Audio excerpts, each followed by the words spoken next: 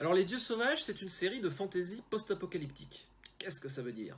Fantasy, tout simplement, on se situe dans un autre monde où il y a du surnaturel. Post-apocalyptique, c'est qu'on est après la fin du monde.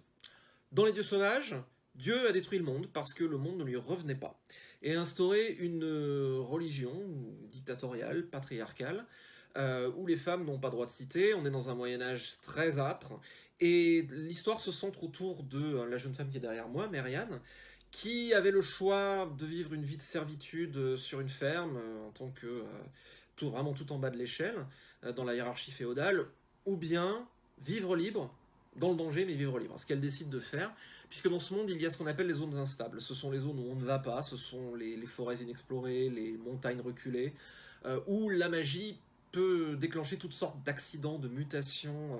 Pensez un peu à la magie en mode super accident nucléaire. Au moins, elle vivra libre. Même si elle vivra peut-être pas très vieille. Jusqu'à ce que Dieu se rappelle à elle et lui dise qu'elle a été choisie pour sauver le monde. Dans des circonstances un peu troubles que je ne dévoile pas. Elle se trouve donc confrontée à devoir aller sauver un monde qu'elle n'aime pas, pour le compte d'un dieu qu'elle n'aime pas. Mais ça reste quand même quelqu'un qui a bon cœur, et elle décidera que si elle doit sauver le monde, eh ben, elle le fera selon ses termes. Mes intentions et inspirations dans Les Dieux Sauvages, vous avez peut-être eu un petit parallèle dans ce que je disais avec une figure connue de l'histoire de France, qui est Jeanne d'Arc, une jeune fille qui a entendu lui parler.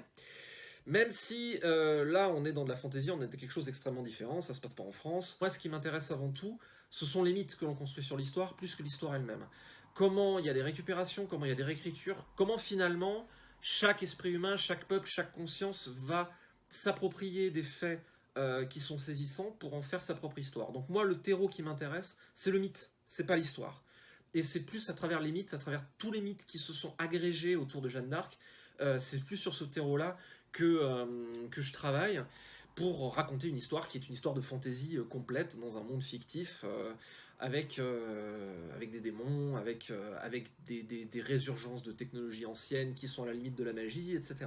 Ça faisait longtemps que j'avais envie de parler de la figure de la prophétesse maudite, puisque quand on regarde l'histoire de France, Jeanne d'Arc c'est quand même une jeune fille qui se réclame de Dieu, dit qu'elle va sauver le monde, notre monde en tout cas, le sauve pour de vrai, et termine brûlée sur le bûcher par l'église du même Dieu dont elle se réclame, ce qui est quand même d'une tragédie et d'une ironie consommée dans le fonctionnement des religions et du traitement qu'elles réservent aux femmes. Donc c'est aussi des questions que j'avais envie d'aborder de l'intérieur, à travers notamment le personnage de Marianne, qui est une femme qui s'en laisse pas compter et qui trouve même à en redire à son Dieu.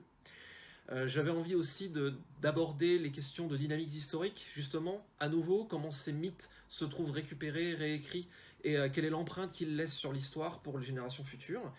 Et puis, tout simplement, et j'espère y être arrivé, parce que ça reste mon but premier, tout simplement faire voyager lecteurs et lectrices à travers une histoire grande fresque, à travers une grande épopée, une histoire forte en sensations, je l'espère.